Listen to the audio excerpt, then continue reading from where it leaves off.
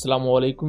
Welcome to Imrad. दोस्तों, इस वक्त सोशल मीडिया पर एक बहस का आगाज हो चुका है जिसमें ये क्लेम किया जा रहा है कुछ पर्टिकुलर प्लेटफॉर्म्स की तरफ से कि पाकिस्तान एयरफोर्स का जो JF-17 ब्लॉक 3 एयरक्राफ्ट है, ये ओवरऑल जो फ्लीट है वो फ्यूचर के कॉन्टेक्स्ट में प्रॉपरली आउटडेटेड हो चुकी है। कि अभी तक तो ये काम देंगे 1-2 साल तक, लेकिन उसके बाद इनका कोई चांस नहीं बनेगा और ना ही इनमें वो कैपेबिलिटी है कि ये फ्यूचर के ऑपरेशंस को सरंजाम दे सकें। और क्या हकीकत में वाकई JF-17 ऐसा ही एयरक्राफ्ट है जैसा कि इसके बारे में क्लेम किया जा रहा है? इन तमाम चीज़ों को डिस्कस करते हैं। दोस्तों, इस डिस्कशन में बुनियादी तौर पर यह बात की गई है कि रिसेंटली एयरफोर्स मंथली 2025 मैगजीन में ये क्लेम किया गया कि पाकिस्तान एयरफोर्स के पास जो लॉन्ग रेंज BVR मिसाइल्स है PL-15, उनकी रेंज JF-17 ब्लॉक 3 के एक्टिव इलेक्ट्रॉनिकली स्कैन्ड अरे रेडार से भी ज्यादा है। यानी कि ब्लॉक 3 का जो रेडार है वो 170 किलोमीटर की रेंज प्रोवाइड करता है और PL-15 रेंज प्रोवाइड कर रहा है 200 किलोमीटर की। तो यहाँ सबसे पहले इंडियन साइड पर एक ये प्रोपेगेंडा कि पाकिस्तान के पास जो PL-15 है वो बुनियादी तौर पर एक एक्सपोर्ट वेरिएंट है जो कि 145 किलोमीटर की रेंज के साथ आता है। बट एयरफोर्स मंथली 2025 ये चीज़ कंफर्म करती है कि पाकिस्तान के पास प्रीमियम वर्जन है PL-15 मिसाइल का, जो कि चाइना भी यूज़ करता है। और ये PL-15 मॉडिफाइड PL-15 है, यानी कि ये पाकिस्तान के लिंक 17 के थ्रू गाइडेंस सीख कर सकता है। बिकॉज इससे पहले भी पाकिस्तान की सर्विस में जो SG-10A और PL-5 जैसे मिसाइल्स मौजूद हैं, उन्हें पाकिस्तान TOT के अंदर अपने मुल्क में ही बनाता है। और इस चीज़ को PTV वर्ल्ड पर होने वाले एक शो में पाकिस्तानी पायलट ने कंफर्म भी किया था। Aircraft is hot, Yes, these are all indigenously made weapons, and we are able to interface it whenever and whatever we like. तो पहली चीज़ तो ये क्लियर हो जाती है। अब दूसरी चीज़ जो बात की गई है वो JF-17 एयरक्राफ्ट के रेडार को लेकर की गई है कि ये एक आउटडेटेड रेडार है और एक एयर कूल्ड रेडार होने की वजह से, कम रेंज होने की वजह से ये फ्यूचर में किसी भी किस्म के ऑपरेशन को सरंजाम देने के काबिल नहीं होगा। सबसे पहला झूठ कि ये एक air cooled active electronically scanned अरे रेडार नहीं है। बुनियादी तौर पर ये चीज़ आइडियाज़ 2024 में चाइनीज़ ऑफिशियल ने कंफर्म की कि जो JF-17 एयरक्राफ्ट का रेडार है ये liquid cooled active electronically scanned अरे रेडार है, जिसके क्लिप को आप यहाँ खुद भी सुन सकते हैं। This is liquid cooled or air cooled radar? Liquid cooled radar. And how much TRM? Hundreds of. अब दोस्तों, जो एयर कूलिंग भी होती है वो बहुत ही ज़्यादा लोअर एल्टीट्यूड पर ज़्यादा अच्छी नहीं होती, पर जैसे ही आप 15,000 फीट से ज़्यादा की एल्टीट्यूड पर जाते हैं तो वहाँ टेम्परेचर कम होना शुरू हो जाता है। तो उस दौरान एयर कूलिंग अच्छा काम करती है, बट लिक्विड कूलिंग आपको हर एल्टीट्यूड पर ही अच्छी परफॉर्मेंस प्रोवाइड करती है। यहाँ पर्टिकुलर लिक्विड जेल होता है जो रेडार की पावर अपर्चर एफिशिएंसी के बाद जो एक्स्ट्रा हीट जनरेट हो रही होती है उसको कैटर करने में मदद देता है। अब मजे की बात है, मैं माजी में कुछ लोगों के वीडियोस देख रहा था, वो पावर अपर्चर एफिशिएंसी को भी पावर एडिड एफिशिएंसी पढ़ रहे थे। लेकिन खैर, पावर अपर्चर एफिशिएंसी बुनियादी तौर पर वो एनर्जी होती है कि सोर्स यानी कि इंजन जो पावर प्रोवाइड कर रहा है रेडार को, रेडार उसमें से कितनी पावर स्कैनिंग के लिए यूज करेगा और कितनी पावर वेस्ट होगी। तो वो जो पावर वेस्ट हो रही होती है हीट की सूरत में, उससे कूल डाउन करने की जरूरत होती है, इससे एग्जॉस्ट करने की जरूरत होती है। उसके लिए या तो एयर कूलिंग यूज की जाती है या लिक्विड कूलिंग। और चूंकि JF-17 ब्लॉक 3 में एक गैलियम नाइट्राइड बेस्ड ऐसा रेडार है, तो इसकी जो पावर पर्चर एफिशिएंसी है PAE जिसे कहा जाता है, ये 50% या 50% से कुछ ज़्यादा होती है। यानी कि जितनी पावर इंजन प्रोवाइड कर रहा होता है उसमें से 50 या 50 से कुछ ज़्यादा परसेंट रेडार अपनी ऑपरेशनल कैपेबिलिटीज़ को बरकरार रखने के लिए यूज़ करता है, जबकि बाकी पावर हीट की सूरत में निकल रही होती है जिसे मैनेज करना ज़रूरी होता है। तो ये चीज़ भी मैंने आपको एक्सप्लेन कर दी कि ये बुनियादी तौर पर एक लिक्विड कूल्ड रेडार है। इसकी मैक्सिमम रेंज 170 किलोमीटर बताई जाती है, बट एग्जैक्टली किस किस्म के टारगेट के खिलाफ ये चीज़ कंफर्म नहीं है, बिकॉज इसमें 1000 से ज़्यादा TR मॉड्यूल्स हैं।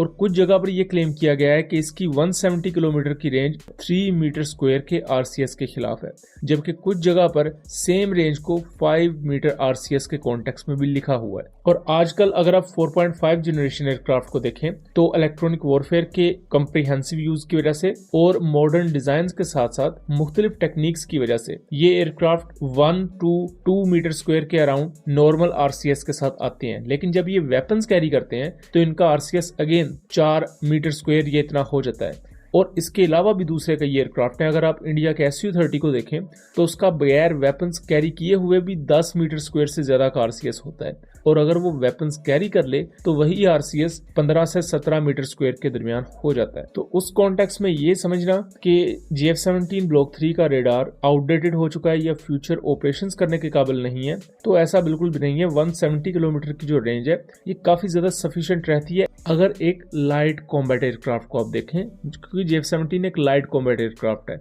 अगर आप उससे परफॉर्मेंस एक हैवी वेट कॉम्बैट एयरक्राफ्ट जैसी एक्सपेक्ट करते हैं तो ये फिर आपकी गलती है या आपका कोई ग्लिच है। इसी तरह अगर थ्रस्ट टू वेट रेशियो की बात की जाए तो तेजस और JF-17 और इवन JAS-39 ग्रिपन, इनकी थ्रस्ट टू वेट रेशियो 0.95 से कुछ ज्यादा होगी, या 0.95 के अराउंड ही रहती है, जो कि शो करता है कि लाइट वेट कॉम्बैट एयरक्राफ्ट हैं तो इनसे आपको इतनी थ्रस्ट टू वेट रेशियो मिलेगी।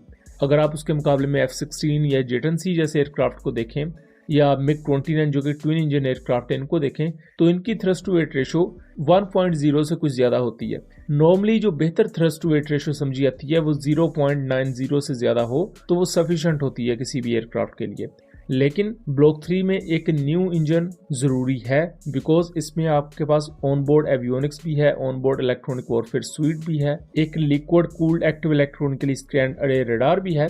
सो ओल्ड जो इंजन है RD-93 जो 84 किलो न्यूटन की मैक्सिमम थ्रस्ट प्रोवाइड कर रहा है वो सफिशिएंट है, वो काम करके दे रहा है, वो ऑपरेशनल है, बट इससे बेहतर इंजन मजीद अपॉर्चुनिटीज प्रोवाइड कर सकता है पाकिस्तान एयरफोर्स को। इसके साथ साथ अब एक और अहम क्वेश्चन है कि अगर PL-15 जो कि इंटीग्रेटेड है ब्लॉक 3 पर, अब जाहिर बात है पाकिस्तान एयरफोर्स नहीं दिखा रही तो पाकिस्तान एयरफोर्स बहुत सी चीजें नहीं दिखाती, वो वक्त आने पर जब नजर आती है तो फिर पता लगता है कि अच्छा ऐसा है।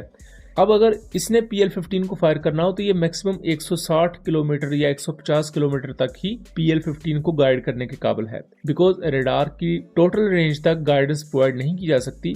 जो स्कैनिंग रेंज होती है वो डिफरेंट होती है, जो इंगेजिंग रेंज होती है वो थोड़ी सी कम होती है। सो अगर ब्लॉक 3 अपने रडार की बेस पर गाइडेंस प्रोवाइड करेगा PL-15 को तो वो 150 या 160 किलोमीटर तक प्रोवाइड कर सकता है, बट इवन ब्लॉक 3 भी 200 किलोमीटर या उससे ज्यादा तक PL-15 को स्ट्राइक करवाने के काबिल है अगर to way data link system को यूज किया जाए, जो कि PL-15 में दिया हुआ है। To way data link system ये होता है कि एक एयरक्राफ्ट फायर करता है और जो हवा में दूसरा एयरक्राफ्ट मौजूद होता है वो उस मिसाइल को गाइड करना शुरू कर देता है, बेसिकली जिसे हम नेटवर्क सेंट्रिक वॉरफेयर का एक पहलू कह सकते हैं, डाटा शेयरिंग का। और ये टेक्निक यूज की जाती है AWACS के थ्रू की जाती है, क्योंकि AWACS जो होते हैं उनके रडार्स की रेंज 400-500 किलोमीटर होती है, और रिसेंटली जिस तरह पाकिस्तान के पास अपग्रेडेड SAP 2000 आए हैं इनकी रेंज 600 किलोमीटर के अराउंड बताई जाती है। सो उस कॉन्टेक्स्ट में ये SAP 2000 ER वेरिएंट्स जो हैं ये एक वक्त में मल्टीपल ऐसी BVR मिसाइल्स को गाइडेंस प्रोवाइड करने के काबिल होते हैं।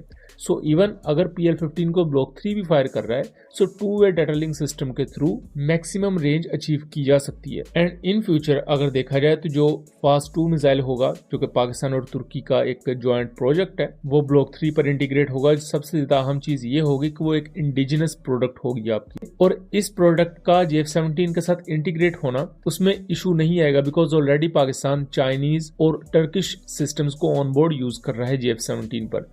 और इवन यूरोपियन सिस्टम जैसा कि SAP 2000 है पाकिस्तान के, तो वो जेटन-सी, F-16, JF-17 इन तमाम के साथ लिंक इस्टेब्लिश कर सकते हैं, बिकॉज पाकिस्तान एक अपना लिंक 17 यूज करता है, जिसकी वजह से पाकिस्तान मिलिट्री को नेटवर्क सेंट्रिक वॉरफेयर काफी अरसा पहले से ही इस पर पाकिस्तान काम करना शुरू कर चुका था और आज काफी हद तक ये मैच्योर हो चुकी है।